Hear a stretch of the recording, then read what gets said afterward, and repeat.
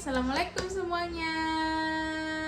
Balik lagi di video aku yang mau cerita tentang pengalaman lahiran aku. Sekarang anak aku umurnya 20 bulan. Jadi waktu itu aku lahiran di tanggal 14 September 2020 gitu. Jadi waktu awal aku hamil, aku langsung mutusin kontrol di rumah sakit ya. Aku nggak berani di bidan, karena apa ya? Karena aku belum punya pengalaman gitu. Mungkin kalau anak kedua, ketiga gitu mungkin bisa kali ya di bidan gitu. Karena HPL aku itu tanggal 15 September gitu.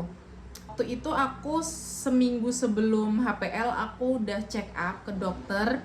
Dan aku bilang, dok kok belum ada tanda-tanda lahiran nih, gimana gitu kan. Terus sama dokter, nggak apa-apa, banyakin olahraganya, dibanyakin ya gitu kan. Habis itu tepat pada tanggal 13 September pagi gitu, jam 1 pagian gitu, aku udah mulai ngerasain kontraksi. Tapi awalnya kayak cuman kram gitu, tapi lama gitu kramnya, kayak tunggu kram nih kok lama ya gitu. Langsung aku download aplikasi tentang cek kontraksi gitu. Jadi ketika kita sakit perut udah mulai kontraksi, kita pencet tuh aplikasinya. Nanti kalau udah nggak sakit kita offin lagi, nanti kita kontraksi lagi kita pencet lagi gitu. Jadi nanti di situ ada tulisannya kayak, oh ini masih aman nih gitu, oh ini udah mulai harus dibawa ke rumah sakit gitu. Nah waktu itu udah mulai dari malam sampai pagi itu aku nggak bisa tidur karena emang sakit banget. Jadi ketika sakit aku jalan di tempat, karena kalau semakin kita diem semakin kerasa banget sakitnya. Jadi biar nggak kerasa sakitnya ketika kontraksi, langsung aku bawa jalan di tempat. Kalau enggak ya muter-muter jalan di rumah gitu kan. Habis itu ketika udah 10 menit sekali, 7 menit sekali udah mulai intens, di situ aplikasinya nyebutin bahwa harus cek ke klinik terdekat gitu. Akhirnya aku pagi-paginya aku ngajak temen aku buat cek, kirain bakal udah, karena udah sakit banget ya. Aku berpikirnya wah ini udah bukaan 5 apa 6 gitu. Ternyata masih bukaan 1. Dari jam 1 pagi sampai jam 7 pagi itu masih bukaan 1. Padahal emang sakitnya sakit banget gitu loh. Kirain aku udah, wah ini bentar lagi lahiran nih, paling ntar sore lahir gitu. Ternyata enggak, sesakit itu masih bukaan 1. Langsung, yang bener dok 1, iya ini masih bukaan 1 gitu.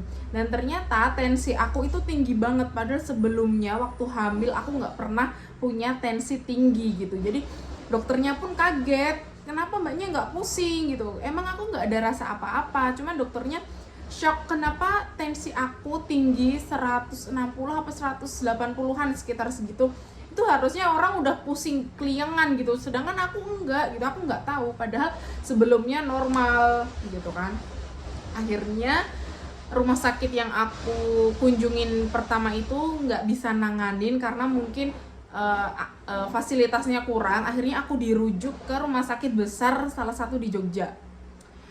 Akhirnya aku naik ambulan, diinfus, udah gitu-gitu aku udah nggak boleh pulang. Jadi aku langsung nelpon orang tua aku buat nyusulin barang-barang yang udah aku siapin gitu. Akhirnya aku dibawa pakai ambulan ke rumah sakit yang gede itu.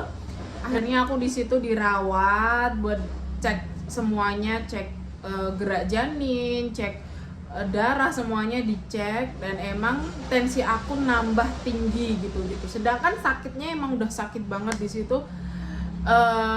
Sakitnya udah sampai yang teriak-teriak kayak, bidan ini gimana kok aku didiemin aja padahal sakit gitu. Ternyata di situ masih diceknya masih bukaan 3 apa ya. Jadi jam 2 siang itu bukaan 3.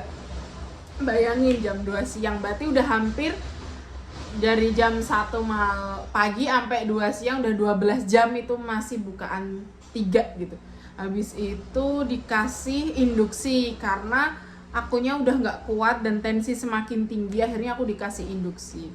Dan ternyata di induksi itu sakitnya, menurut aku waktu di induksi dimasukin jarum suntik gitu, sakitnya tambah langsung parah gitu, tambah langsung yang tadinya mules 5 menit sekali sekarang 2 menit sekali gitu. Jadi kayak sakit banget, dan sakitnya itu gimana ya, yang tadinya kita nggak ngerasa punya rambut gitu, rambut tuh kayak ngerasa sakit gitu loh, kayak dari ujung kepala sampai ujung kaki tuh sakit banget gitu. Jadi si itu emang bawaannya kita pengen dielus-elus gitu, pengen diginiin. Karena apa? Biar sakitnya tuh kayak berkurang gitu kan, karena fokusnya ada yang lain gitu. Jadi di situ aku nggak bisa jalan-jalan. Mungkin orang lain ada ya yang bisa apa itu sambil nunggu kontraksi bisa jalan, bisa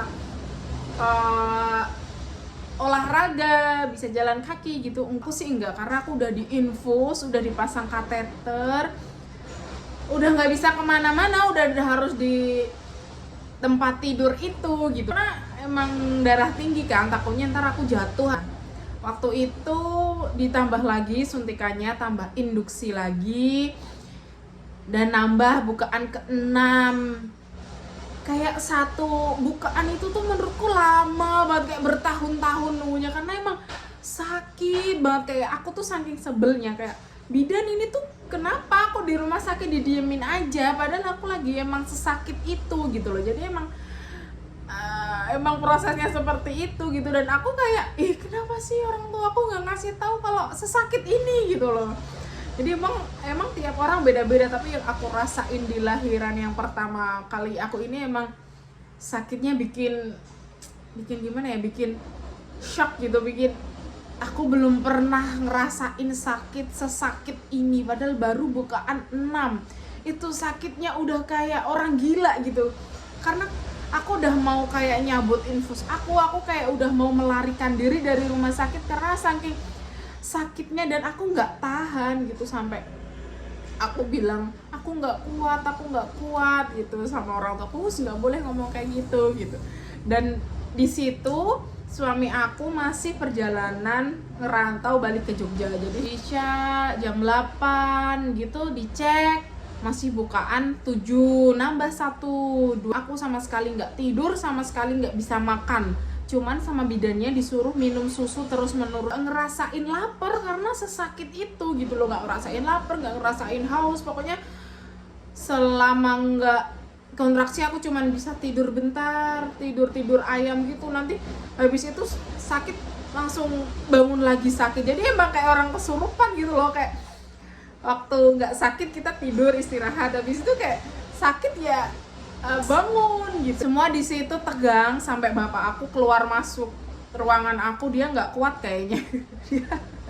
dia nggak tega kayak. Jadi dan setiap masuk tuh aku dimarahin, suruh istighfar, kamu tuh istighfar gitu. Sampai aku juga bilang aku tuh udah istighfar, itu sakit banget gitu deh pokoknya. Heboh sampai bidan masuk kayak tarik nafas ya mbak gitu. Emang kita di situ harus belajar tarik nafas gitu ya. Jadi setiap kontraksi kita cuman disuruh gitu terus, tapi nggak kuat gitu loh. Harus teriak, harus gerak, harus gini. Padahal aku nggak bisa gerak, aku harus di tempat tidur gitu. Jadi selama aku belum lahiran aku udah belajar ya di YouTube cara tarik nafas yang bener, cara biar nggak sakit gitu. Tapi ternyata waktu di lokasi, waktu udah ngerasain itu semua, itu tuh kayak lupa dengan teori-teori belajar aku gitu loh. Jadi kayak mulai bukaan ke-7 itu rasanya udah pengen ngeden, padahal aslinya nggak boleh ya, kalau belum bukaan lengkap ngeden itu nggak boleh. Tapi di bukaan 7 itu rasanya udah nggak tahu ya, emang pengen ngeden gitu loh. Rasanya udah pengen kayak mau keluar, tapi ya nggak bisa, sakit banget. Terus akhirnya Bu Bidan bilang jangan ngeden mbak, terus aku sampai nangis, nggak bisa, ini udah rasanya pengen ngeden gitu kan. Terus Bu Bidannya bilang ya udah pelan-pelan, jangan dipaksa ngedennya karena belum bukaan lengkap gitu kan, takutnya robek gitu kan. Ternyata habis itu tahu-tahu tuh kayak ada cairan keluar gitu loh, kayak keluar piuh gitu loh, basah kan itu, perlaknya basah. Habis itu dicek dan ternyata udah jam 12 malam itu udah bukaan lengkap gitu.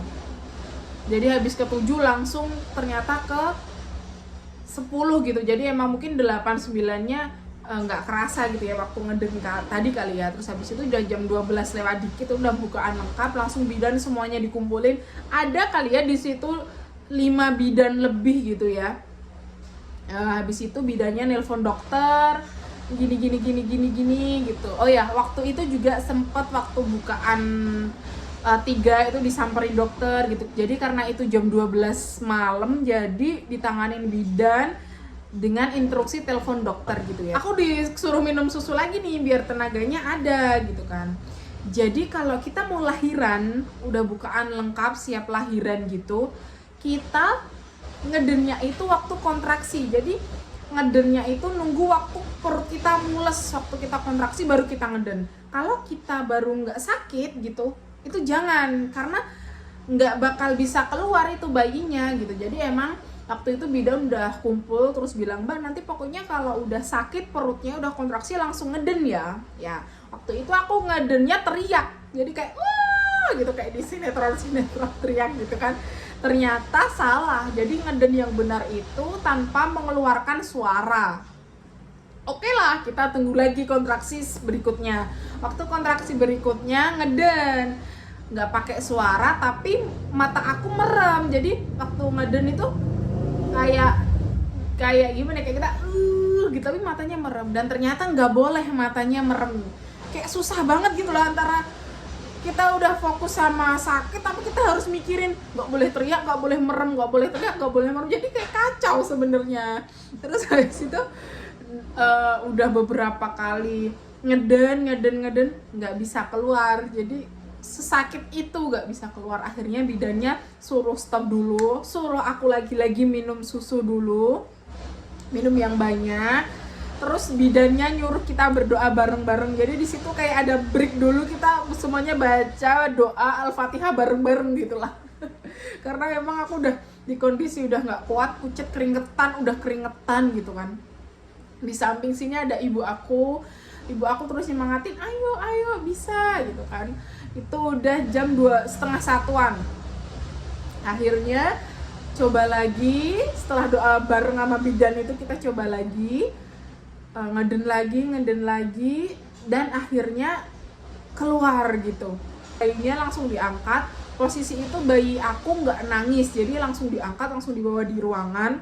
Karena mungkin udah banyak minum ketuban apa gimana, aku juga nggak paham. Karena mungkin aku ngedennya udah dari bukaan 7 gitu kan, padahal kan nggak boleh ya. Mungkin karena itu aku mulai denger bayi aku itu nangisnya kayak pelan, kayak ya mulai kayak pelan gitu. Akhirnya lama-lama kenceng. Jadi habis aku dibersihin gitu, bayinya udah mulai dikasih ke aku, diginiin bentar kan. Aku kaget, kenapa bayi aku kepalanya nggak peyang gitu loh, nggak bentuk simetris bulat gitu. Bu bidan, ini kenapa? Aku kayak takut banget gitu kan. Terus nggak apa-apa, nanti bisa balik sendiri, itu normal. Karena tadi ibunya ngedennya mulai dari bukaan 7, jadi mungkin bayinya udah harus keluar tapi belum ada jalannya gitu. Jadi emang kepalanya agak peyang, nggak apa-apa gitu. Tapi normal kan Bu bidan gitu kan, aku nanya. Akhirnya normal. Akhirnya ditelepon dokter, akhirnya aku dijahit gitu kan. Tapi sebelum dijahit, plasenta aku itu belum keluar sepenuhnya. Jadi ada plasenta ari-ari aku itu yang nempel gitu. Jadi waktu lahiran tuh nggak ikut keluar semuanya, jadi cuman separuhnya. Akhirnya di situ perut aku diubek-ubek, dan akhirnya aku dijahit banyak banget. Karena kesalahan aku yaitu nggak boleh ngeden kalau belum bukaan lengkap. Jadi buat kalian, kalau emang sakitnya masih bisa ditahan, jangan ngeden di bukaan lengkap gitu. Jadi emang harus ngikutin instruksi bidan. Tapi kadang di lapangan ketika kita udah ngerasain sakitnya, kita udah lupa semuanya. Jadi setelah itu suamiku datang sekitar jam 3-an. Aku udah lahiran gitu ya. Jadi lahiranku ditemenin orang tua aku. Jadi selama habis lahiran belum boleh tidur selama 2 jam. Jadi aku diajak ngobrol sama ibu aku main HP gitu kan. Udah mulai nggak sakit, nggak kontraksi lagi, cuman ya lemes, langsung darah nifasnya banyak banget gitu. Itu aja sih pengalaman lahiran aku gitu. Jadi tiap orang emang lahirannya beda-beda, ada yang gampang, ada yang emang sakit gitu, tapi semua emang ada jalannya sendiri-sendiri sih gitu. Jadi buat kalian yang mau lahiran normal, itu tips dari aku, sering jalan-jalan cekeran, gak usah pakai sendal. Yang kedua, sering ya kayak ngepel jongkok gitu loh. Terus sering naik turun tangga kan. Jadi di semester 3 itu udah dibiasain olahraga gitu ya, dan akhirnya aku bisa lahiran normal, alhamdulillah. Jadi itu tadi pengalaman aku tentang lahiran normal. Selanjutnya aku bakal cerita tentang perjalanan mengasihi aku. Oke, terima kasih semuanya, dah.